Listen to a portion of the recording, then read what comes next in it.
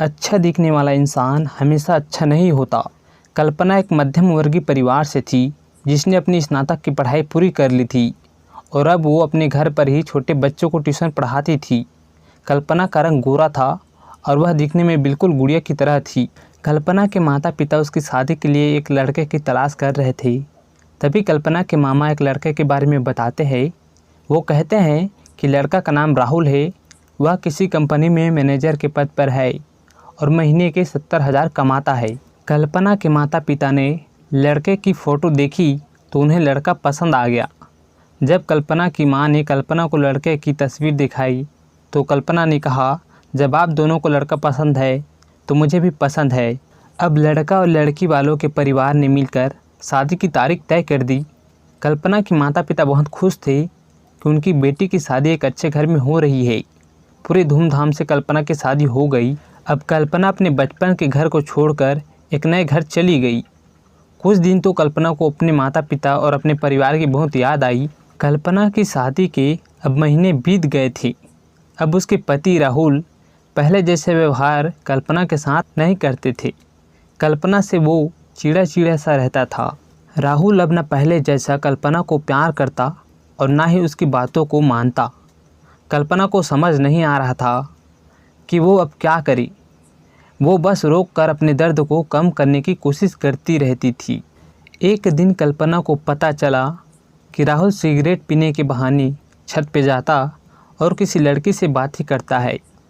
जब कल्पना ने राहुल से पूछा कि आप रोज़ाना छत पे जाकर किससे बातें करते हैं, तो इस पे राहुल ने जवाब दिया कि वो मेरे ऑफिस का फ्रेंड है, बस उसी से बातें करता हूँ और तुम अपने काम से मतलब रखो, ज़्यादा सीआईडी बनने की ज़रूरत नहीं है।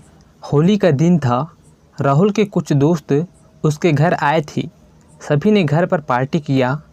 उस दिन राहुल का एक दोस्त थोड़ा ज़्यादा ड्रिंक कर लिया था और उसने नशे में कल्पना के सामने जाकर कहा, भाभी आप इतनी प्यारी और मासूम हो, फिर भी राहुल भाई दिन भर उस घमंडी नेहा से बातें करते रहते हैं। लगता है कि आप राहुल भाई का सही से ख्याल नहीं रखते। ये सुनकर कल्पना का शक अब हकीकत बन चुका था। अगली सुबह जब कल्पना ने राहुल से पूछा कि ये नेहा कौन है और क्या लगती है आपकी, तब राहुल ने कहा, मैं तुम्हें क्यों बताऊं। कल्पना ने कहा, मैं बीवी हूं आपकी। राहुल फिर कहता है, देखो तुमसे पहले वो मेरे लाइफ में आई। कल्पना, तो फिर मुझसे शादी क्यों किया। फिर राहुल ने कहा, बस तुम अच्छी लगी इसलिए शादी कर लिया। कल्पना, अब तुम देखना मैं उस कमीनी लड़की को कैसे सबक सिखाता हूँ। नेहा को जब कल्पना ने कमीनी कहा तो राहुल ने गुस्से में कल्पना को बहुत मारा और उसे कमरे में बंद कर दिया। कल्पना के सास को सब पता था, फिर भी वह अपने बेटे के सामने एक शब्द भी नहीं बोलती थी। शाम को जब राहुल आया तब उसने रूम का दरवाज़ा खोला। उस दिन कल्पना की तबीयत खराब हो गई, फिर भी उसी हालत में उसने खाना बनाया। कल्पना ये सारी बातें अपनी माँ को बताना चाहती थी, लेकिन चाहकर भी वह नहीं बता पा रही थी, क्योंकि वह जानती थी कि अगर उसके माता पिता को ये सब पता चलेगा तो वह बहुत परेशान हो जाएंगे। राहुल अब कल्पना के साथ नौकरानी जैसा व्यवहार करने लगा। छोटी छोटी बातों पे उसे मारता। कल्पना अब धीरे धीरे डिप्रेशन का शिकार होने लगी। उसके दिमाग में गलत गलत ख्याल आने लगे। अब ना वो समय पे खाना खाती और ना ही किसी से बातें करती। आखिरकार एक दिन कल्पना ने रूम में फांसी लगाकर आत्महत्या कर ली। कल्पना ने आत्महत्या का कारण किसी को नहीं बताया, लेकिन उसके सास को सब पता था कि कल्पना ने आत्महत्या क्यों किया। दूसरी तरफ कल्पना के माता पिता का रो रो कर बुरा हाल हो गया। कल्पना की मां ने पुलिस को आत्महत्या का कारण उसके ससुराल वालों को बताया।